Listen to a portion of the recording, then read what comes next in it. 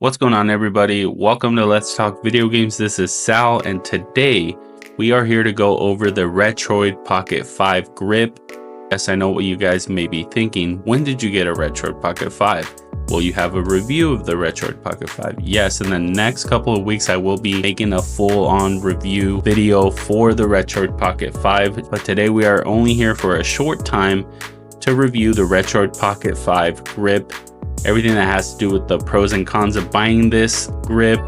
It does go for around $15 on the actual Retroid Pocket 5 website. And if you do have the Retroid Pocket 5 case for it, just know this will not fit in the case anymore after you do put this on.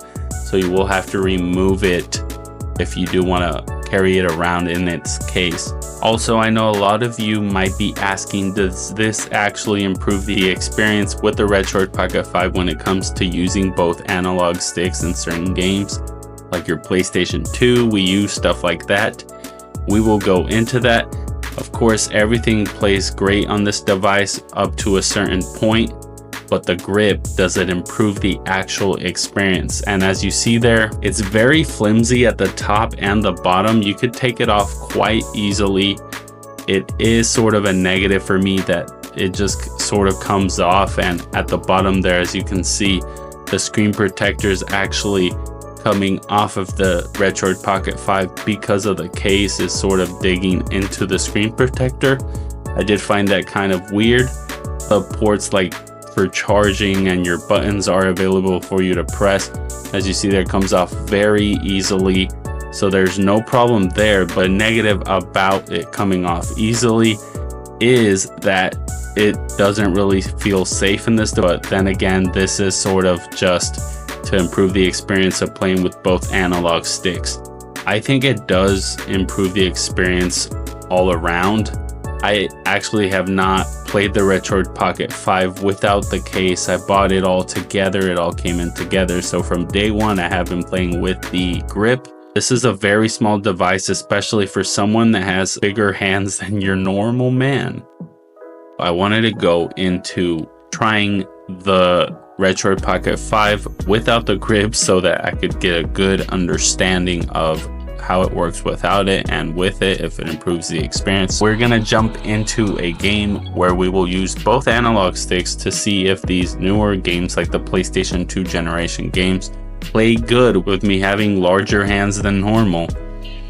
I want to see if these games will actually play well, or if this would just be a device for just retro stuff, because I have heard that a lot of people prefer playing just retro stuff on the Retroid Pocket 5, and the grip would improve the performance of the analog sticks, sort of just to give you a better grip on the device. So already I'm starting to notice that whenever I have to make a wide turn or a turn very quickly, I am messing up a bit here with the analog stick. It doesn't feel the same as an actual controller. So I would agree with a lot of people saying that the Retroid Pocket 5 analog sticks are a bit small. So now we're gonna put on the grip here to test it out. It did give me more control over the analog sticks, which I did of course enjoy more. I also did want to try a third-person game to see how that would run, Devil's Third, on the Wii U through the emulator Cemu for the Wii U. It does play much better than it would without the grip. So it's definitely an improvement here on Devil's Third. I was actually really enjoying playing this on the Retroid Pocket 5. I myself have never played Devil's Third. I have heard it's a terrible game, but it's one of the only exclusives on the Wii U. I've had a Wii U before. I never bought the game because it was expensive, and it's nice to be able to play it here on the Retroid Pocket 5 and a much better experience with the grip.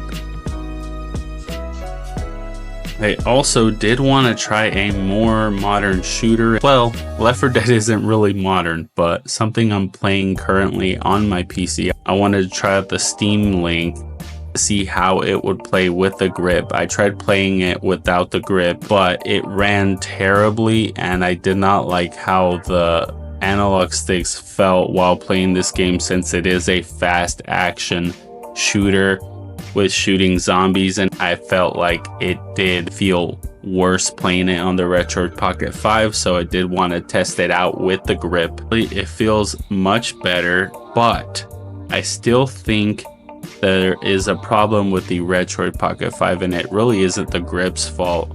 I just don't think the Retroid Pocket 5 was designed well when it comes to the analog sticks, and it's really small. It's great, but they should have put one of the analog sticks at the top. Even with the grip on this, it still does not play amazing like you would want it to. And at the end of the day, the grip can only do so much. It can't really fix what's wrong with the Retroid Pocket 5. I actually wanted to try out an Android game that's a first-person shooter. And what better game to try than Call of Duty Mobile?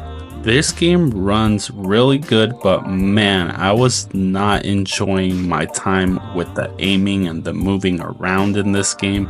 It felt like I couldn't get the aiming down right. I would move the analog sticks and it just felt like the analog stick was way too sensitive at times, and the grip did not really help at all.